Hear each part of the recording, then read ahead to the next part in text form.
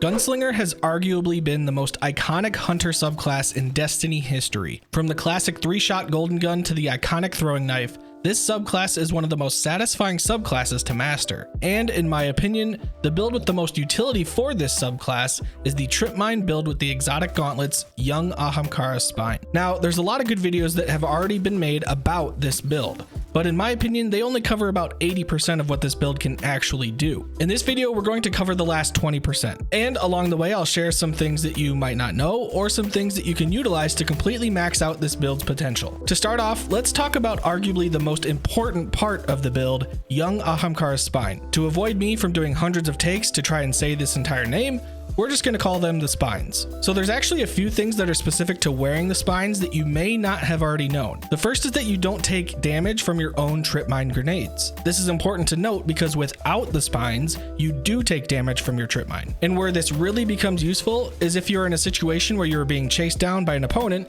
and you just don't have the time to turn around and set yourself up for a fight. What you can do is you can kite them into a spot where there's a wall you can run towards, and while you're running towards that wall, throw your tripmine grenade and immediately turn around as soon as you see that it gets set off. Not only will you not take any damage, but you will almost certainly deal the full 160 damage, which means you only need to deal about 30 more. Then you can finish them off with a hand cannon body shot, a burst from a pulse rifle, or even a hip fire shotgun shot. It's hard to explain, but once you have that knowledge in your arsenal, it opens up the door for some really creative setups to secure a kill. The next tip is that spines already have the fastball mod intrinsically applied to them. Some of you might already know this one, but I wanted to mention it anyway because I'm still really surprised by how many people don't know it. In their defense though, it's not mentioned anywhere on the exotic. I even made sure to test it myself inside of a private match. I placed my cursor in one location with the fastball mod applied. I then deselected the fastball mod from the gauntlets without moving my cursor, and the tripmine landed in the exact same spot. This is also really important to know because it completely frees up a mod slot on your spines to put something else like grenade kickstart or a specific reload mod. This is not the case for something like Shinobu's Vow, which gives you double skip grenade charges and completely enhances them altogether. And in my opinion, something that I think will help exotic gauntlets feel a little more exotic is that fastball should be an intrinsic perk on all exotic gauntlets. I just think it's a little something extra that would make them feel like they're exotic. Just my opinion though, let me know if that's a hot take. So I got to a point in making this video where I was curious as to what exactly I could kill using the explosive throwing knife and tripmine wombo combo. So I consulted with some of my clanmates and we went into a private match, and I decided to test what exactly a wombo combo with the top tree explosive knife and tripmine can kill. We came out fairly pleased, to say the least.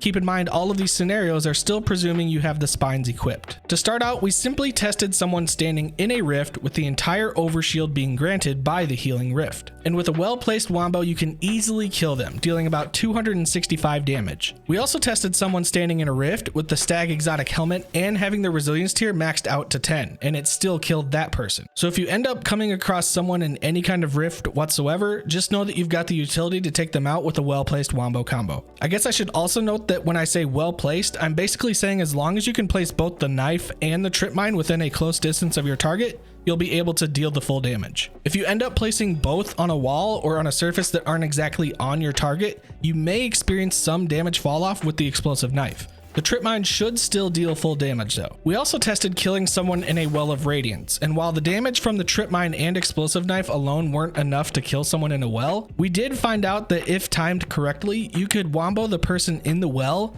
and one of your teammates could put any kind of damage on them. It would likely be enough to kill them. We tested this spamming SMG shots, sniper body shots, and sniper headshots, and most of the time we were able to kill the person in the well when we timed up the wombo combo and the damage from the other source. So just keep that in mind if you run into a well user in trials or even quick play. Sync up with your team and you'll be able to take them out, then take their well out. The last thing we tested was the wombo combo's effectiveness towards someone utilizing the Whisper of Chain's 25% damage reduction when using stasis. We found out that you can kill any person who has the damage resist active from Whisper of Chains unless they are running tier 10 resilience. When the person was running tier 10 resilience, they consistently survived the wombo combo, but the moment we dropped resilience down to tier 9, I was able to kill them. Thanks to Iburn and Doki for letting me pop off on them in the private match. Okay, so if you're interested in this build, but not necessarily interested in running the spines, here's a few other tips for you. Spine users, these will still apply to you as well, so don't worry. Up until about a year ago, tripmines were often looked at as a pretty trashy grenade option. They didn't do enough damage, sometimes people could just walk right through them,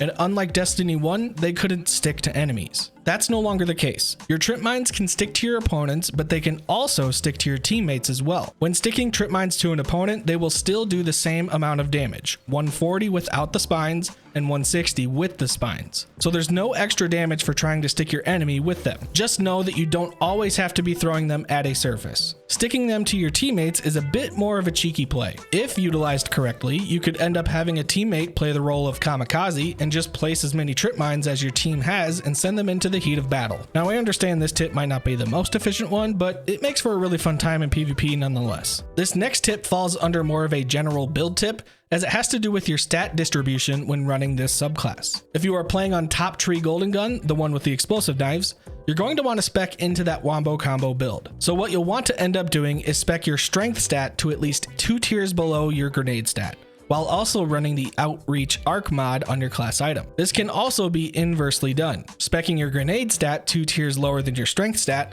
while also running the bomber solar mod on your class item. It's a way more efficient way to get the cooldown times of both your melee and grenade to sync up with one another, without having to find an extra 20 strength or discipline. The only reason I would suggest taking the route of having a lower strength stat is because you can easily gain your full melee charge just by dodging near an enemy, whereas with your grenade recharge, you'll still have to wait it out a bit. So just to recap, make sure to have either your discipline or your strength stat to within 2 tiers of each other, depending on which one you want to prioritize. Whichever stat is lower, use either the outreach mod for melee regen or the bomber mod for grenade regen. By doing this, you'll end up having both your melee and grenade recharge rate at the exact same time. All of this is assuming that you are still dodging as much as you can to activate those recharge mods. Now, in terms of perks, mods, and weapons, there's a few important things to note. You're going to want to change your spine's elemental affinity to stasis and take advantage of the grenade kickstart mod. It simply gives you grenade energy whenever you use your grenade. You'll also want to use a solar class item to use the bomber mod. And if you're really trying to dive deep into this build, there's a solar charged with light mod called firepower, which basically does the same thing as grenade kickstart does, but it requires you to be charged with light. If you are charged with light, it will consume that charged with light stack whenever you throw a grenade, while also giving you some grenade energy back. For perks, obviously Demolitionist is going to enhance this build a ton, especially if it's on your primary weapon. But if you're able to use a special weapon with Demolitionist as well, you're almost guaranteeing grenade energy each time you get a kill. Adrenaline Junkie is also worth looking into depending on the weapon that you are using. Adrenaline Junkie was recently reworked to basically function the same way as Swashbuckler does, but instead of giving you a ×5 stack of damage when you get a melee kill, you get a ×5 stack of damage whenever you get a grenade kill, which, if you're using this build correctly, happens a lot. Adrenaline Junkie gives about a 33% damage buff when you hit that ×5 mark, which is about the same as the damage buff you get from kill clip. Now, you might be thinking to yourself, well, shoot, both of those sound like S tier perks for this build. I wonder if there are any weapons that can roll both of them simultaneously. Well, I've already done that for you, my friend.